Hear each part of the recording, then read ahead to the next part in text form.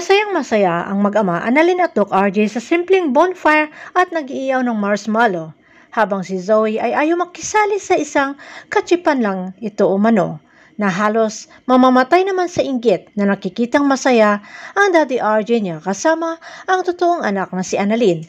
Pero nang hiniling ni Doc RJ kay Zoe na doon patulugin si Annalyn sa kwarto ni Zoe sa simula, ay okay ito para sa kanya.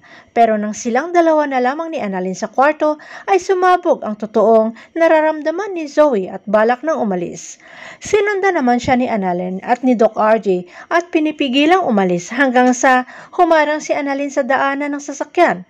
Pero sa laki ng inggit at insecurities ni Zoe kay Annalyn ay talagang binangga niya ito na napatumba naman si Annalyn sa lakas ng impact. Dito, todo inarte na si Zoe para lang makuha ang simpatya ng daddy niya at balak niya umanong umalis sa bahay nila at habang siya ay wala na Mami Moira niya at pinalayas ng kanyang daddy RJ, pero nagawa pa umanong makibanding ng ama at makipagsaya kay Annalyn na sa simula at sa pool si Annalyn at Lynette ay sumira sa kanilang pamilya. Hindi nalingid lahat kay Annalyn lahat ng pinag-uusapan ng dalawa Zoe at tatay niya RJ. Sa ginawang todo pag-aarte ni Zoe ay makakabalik kaya si Moira sa bahay nila at patatawarin ulit ni Doc RJ. Abangan na lang natin ang susunod na episode dito sa Abot Kamay na Pangarap.